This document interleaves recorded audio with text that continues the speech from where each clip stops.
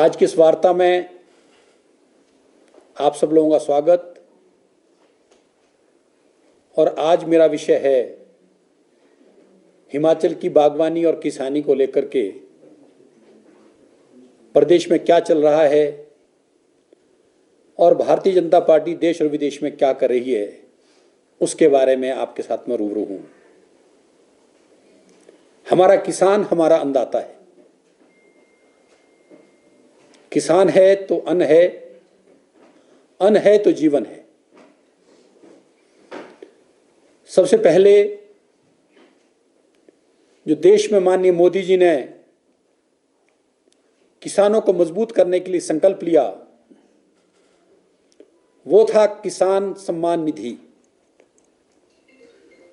किसान सम्मान निधि में वार्षिक रूप में सालाना लगभग 6,000 रुपये किसान के खाते में 2019 से जाना शुरू हुआ और देश में 11.29 करोड़ इतने किसानों के खाते में ये पैसे गए। और आपकी जानकारी के लिए हिमाचल प्रदेश में ये संख्या 9 लाख किसानों की थी। 2.80 लाख करोड़ रुपए इस सम्मान निधि के माध्यम से किसानों को वितरित किए गए पूरे देश में। और 2023 तक 15वीं किस्त, लगभग 15वीं किस्त जो है किसानों को देश में जारी की गई। यूरिया का बहुत बड़ा अभाव देश में रहता था। देश में अपना को प्रोडक्शन नहीं था। We were totally dependent upon USA, Australia, दूसरी डेवलप्ड कंट्रीज पर हमको निर्भर होना पड़ता था। और यूरिया जब आयात होता था उसके बाद उसका मिस यूटिलाइजेशन होता था। इंडस्ट्री पर्पस के लिए यूरिया यूज होता था और जो किसानों के नाम पे यूरिया आता था उसका बहुत बड़ा ब्लैक मार्केटिंग होता था और वो किसानों तक वो यूरिया नहीं पहुंचता था। इसलिए लिक्विड नाइट्रोजन यूरिया का कंसेप्ट माननीय मोदी जी की सरकार में किसानों के लिए इस देश में क्रिएट हुआ। और लिक्विड नाइट्रोजन के माध्यम से, क्योंकि वो नाइट्रोजन जो लिक्विड था वो बॉटलों में बॉटलिंग के थ्रू आता था और उसका ब्लैक मार्केटिंग नहीं हो सकता था, उसका मिसयूटिलाइजेशन नहीं हो सकता था। ऐसे लगभग 9 यूनिट पूरे देश में स्थापित हुए और आने वाले समय में उन इस तरह की इंडस्ट्री का लगभग देश में 13 नए यूनिट 2025 तक स्थापित होने का संकल्प इस देश में माननीय मोदी जी ने लिया। और मित्रों, we will be self sufficient by 2025 जब हमको विश्व पे के विदेशी देशों पे यूरिया इंपोर्ट करना। तीसरा विषय जो मैं आपके माध्यम से शेयर करना चाहता हूं, दैट इज उत्तम शोध। उत्तम शोध वो शोध है जो हमारी हेरिडेटरी, हमारी पुरत्व खेती इस देश में होती थी। ठीक है, पहले वो बैलों के माध्यम से होती थी, किसानी जो है नॉन साइंटिफिक तरीके से होती थी, लेकिन अब उत्तम खेती के माध्यम से इस देश में ऑर्गेनिक खेती हो। हम जो है खेती को ऑर्गेनिक तरीके से पैदा करें, इसका एक संकल्प लेकर के एक बहुत बड़ा प्रोजेक्ट माननीय मोदी जी ने तैयार किया। उसके तहत 7.5 लाख हेक्टेयर भूमि को हम ऑर्गेनिक तरीके से कल्टीवेट करें, इसकी संकल्प योजना बनाई गई। आपकी जानकारी के लिए फार्मरों को क्लस्टर बनाने की योजना बनी, जिसमें 50-50 हेक्टेयर का क्लस्टर तैयार होगा और उसके लिए 1584 करोड़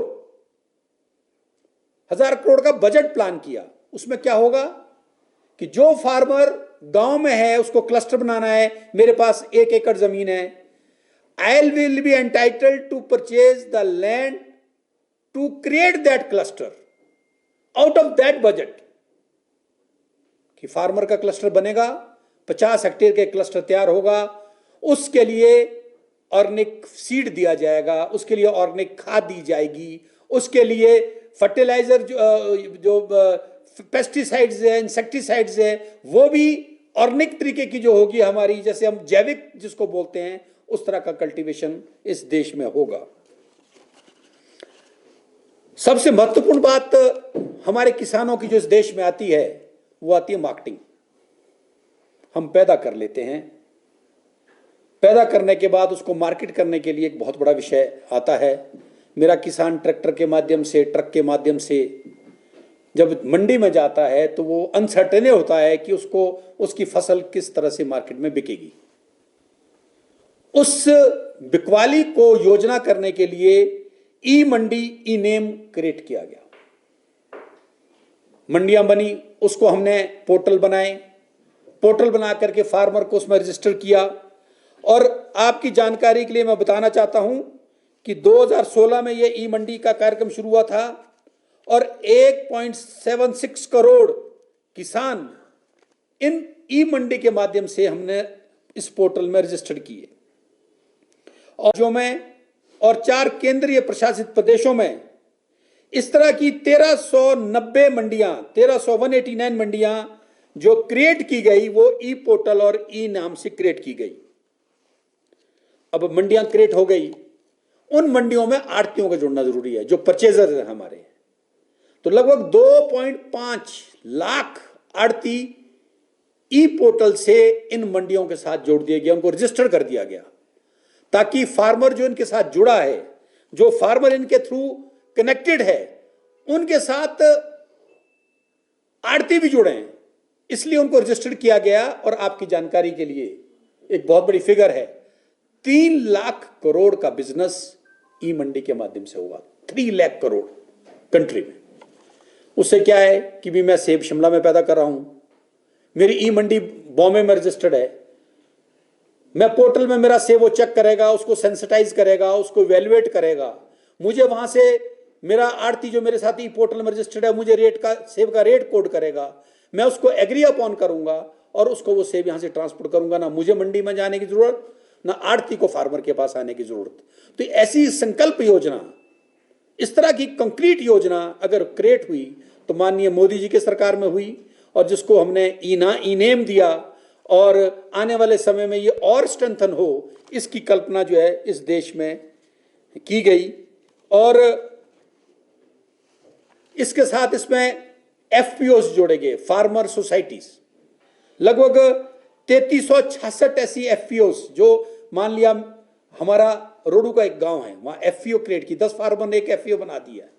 वो एफपीओ उस ई नेम पोर्टल में जुड़ गया, तो वो 10 फार्मर का जो वो एनजीओ है, वो भी अपना सेब ई नेम इस ई पोर्टल के माध्यम से पूरे देश में कहीं भी बेच सकेगी। ऐसी कल्पना माननीय मोदी जी ने क्रिएट की। ये इंपॉर्टेंट इसलिए था कि सेब पैदा करना, अनाज पैदा करना, गेहूं पैदा करना, धान पैदा करना, दालें पैदा करना फार्मर करता है, लेकिन उसको मार्केट करना बहुत कठिन काम होता है। And he is really uncertain कि how much return, how much value he will get for his जो उसका अनाज है, जो उसका अन्न है। ई पोर्टल के माध्यम से बहुत आसान हो गया वो। ऐसा हमारा मानना है। जो हमने नेशनल विषय को लेकर के आपसे 5 विषय रखे, ये मैंने आपके ध्यान में लाए। अब आपके ध्यान में लाना चाहता हूं, भारतीय जनता पार्टी हमेशा किसानों के हितों में अपनी बात करती रही है और आगे बढ़ती रही है। जयराम जी की सरकार थी, MIS में हमने सेब खरीदा। पहले तो ने सेब खरीदा नहीं, हालत ये आ गई कि लोगों को नदी में फेंकना पड़ गया, वो भी आपने देखा। लेकिन उसके बाद सेब खरीद के जब HPMC और हिमफेड को गया, तो जब हमारी सरकार पिछली बार थी, तो जयराम जी पूरे किसानों का जो MIS का पैसा था उसकी पूरा भुगतान करके गए थे। पिछला सीजन बीत गया और दूसरा सीजन आरंभ हो गया। आपको मालूम है कि अब आज मेरे को दवाइयाँ खरीदनी हैं, मुझे नेट खरीदने हैं, मेरे को पेटियाँ खरीदनी हैं, मुझे इंसेक्टिसाइड खरीदने हैं, मुझे पेस्टिसाइड खरीदने हैं। 80 करोड़ रुपया आज भी एचपीएमसी का किसानों का पेंडिंग है, इस सरकार ने नहीं दिया, हमारा आरोप है। 80 crore rupees which is still pending, which the present government has not paid to the farmers.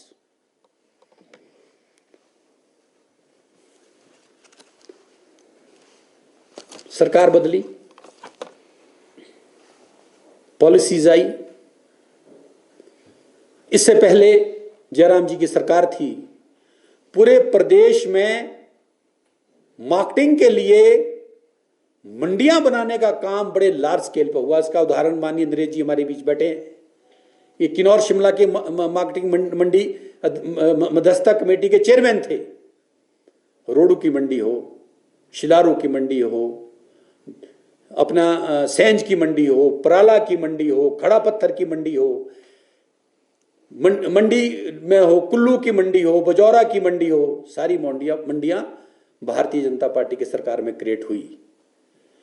और उसके बाद पूरी एक सरकार बीत गई। मेरा आरोप है कि एक भी मंडी का शिलान्यास या उद्घाटन इस 1.5 साल में ये कर पाए हैं क्या? नहीं। और जो मंडियां बन रही थी उन मंडियों की भी इंप्लीमेंटेशन पूरी नहीं कर पाए। और पीड़ा तो मित्रों तब हुई कि जब बचे खुचे पैसे नेशनल हॉर्टिकल्चर मिशन के तहत उन मंडियों को स्ट्रेंथन करने के लिए जो किसी वजह से 2, 4, 5 को 10 करोड़ रुपए बचा था, उस पैसे से विदेश टूर की योजना बना डाली। ये तो भारतीय जनता पार्टी ने जब आंदोलन पे आई, जब इनको एक्सपोज किया, फिर जाके वो टूर प्रोग्राम रद्द हुआ। नहीं तो उस पैसे को भी ये विदेश दौरे पे खर्च कर रहे थे, मंडियों को स्ट्रेंथन करने पे नहीं। ये हमारा आरोप है। इसके बाद पैदा करते हैं, एंटी हेल गन की भी योजना हमारे समय में आई, वो कामयाब हुई, कभी नहीं हुई, सारी बातें थी। उसका अल्टरनेटिव था एंटी हेल गन के अलावा एंटी हेल नेट्स। और एंटी हेल नेट्स एक ऐसा सोल्यूशन था कि बागवानों को कुछ तो रिलीफ ओले से मिल सकता था। इन्होंने एंटी हेल नेट की सब्सिडी भी क्वैश कर दी, खत्म कर दी। They are not giving subsidy to the farmer for anti hail nets. ये हमारा आरोप है। और इस स्थिति में फार्मर जूझ रहा है, उनका सेब खराब होता है, ओला गिरता है, बरसात होती है तो वो बेकार हो जाता है और उसको उसका रिटर्न नहीं मिलता। अंत में हमारी केसीसी बनती हैं। केसीसी में हम इंश्योरेंस कवरेज करते हैं, जो कोऑपरेटिव डिपार्टमेंट बैंक बनाता है, नेशनलाइज बैंक बनाता है। लेकिन उसके इंश्योरेंस के कवरेज के लिए जब ये ओले गिरते हैं या लो चीलिंग होती है तो प्रोडक्शन नहीं होता। उसका इंश्योरेंस के लिए सरकार को अपना, स्टेट गवर्नमेंट को अपना स्टैंड लेना पड़ता है उसको कवर करने के लिए, लेकिन वो नहीं करते, जिससे फार्मर को नुकसान होता है। ये मेरे कुछ पॉइंट आज के इस प्रेस वार्ता में थे जो मैंने आपके आगे रखे। और कुछ विषय नेशनल लेवल के थे और कुछ मैंने स्टेट को लेकर के रखे। और आपको इसके बाद आपको कोई विषय ऐसा, खाली मंडियां ही नहीं बनाई, मेजॉरिटी लोग यहां पे भी जो प्रेस के हमारे मित्र हैं वो सब सेब पैदा करने वाले लोग होंगे। इट इज नॉट इंपॉर्टेंट कि हम सेब पैदा करते हैं, मार्केट करते हैं। इंपॉर्टेंट ये है कि क्या हम उन सेबों को प्रोसेस भी करते हैं। क्या जब हम सेबों को प्रोसेस करने का पहला यूनिट दौलत राम चौहान जी ने परमाणु में लगाया था, सरकारें कांग्रेस की आई, उसके बाद सारे समय ये सत्ता में रहे, इन्होंने उसके बाद कोई दूसरा यूनिट स्थापित नहीं किया। ठाकुर जयराम जी ने पराला में बाकायदा न्यू प्रोसेसिंग प्लांट लगाया, उसको ऑपरेशनल किया। और मित्रों, मैं एक बहुत इंपॉर्टेंट बात आपसे शेयर करना चाहता हूं। आज इतना समय हो गया, साइंस और टेक्नोलॉजी एडवांस हुई, हम और आप आगे बढ़े, हम प्रोसेसिंग प्लांट की बात करते रहे। और परमाणु में जब हम सेब को प्रोसेस करते थे, प्रोसेस करने के बाद उसका जो पल्प होता था, उस पल्प को नाले में फेंका जाता था, सड़ान होती थी, गंध होता था। हमारे टाइम में पहले बरागटा जी जब मंत्री रहे तो प्रयास ये किया कि उसकी ऑर्गेनिक खाद बनाई जाए, लेकिन उससे भी आगे जयराम जी ने 2 कदम आगे चल करके योजना बनाई। वो था जो हमारा बचा हुआ पल्प होता है मित्रों, उससे पेक्टिन बनता है। पेक्टिन क्या है? पेक्टिन है जो जैम और जेली को कॉन्ट्रैक्ट करने के लिए यूज होता है, उसको पेक्टिन बोलते हैं। और देश का 90% पेक्टिन चाइना से इंपोर्ट होता है, चाइना से। और उसका रॉ मटेरियल एप्पल का पल्प है। और पराला में ना केवल प्रोसेसिंग प्लांट लगा, वहां पे पेक्टिन का यूनिट भी स्थापित किया गया, पेक्टिन का, ताकि जो पल्प उससे निकले उससे पेक्टिन बन सके। और जयराम जी यही नहीं रुके, उन्होंने उसके साथ एक बहुत बड़ा सेब प्लांट भी लगाया कि ताकि सेब को जब मार्केट करने के बाद एक्सेस हो जाए उसको हम सीए स्टोर में स्टोर कर सकें। ऐसी योजना भारतीय जनता पार्टी की सरकार ने लाई। और इसको हम कितना आगे स्ट्रेंथन कर सकें, ये कोल्ड चेन को कितना मजबूत कर सकें, इसकी कल्पना भी भारतीय जनता पार्टी ने प्लान की है। आने वाले समय में उसको करेंगे। कांग्रेस की हालत देखो आप,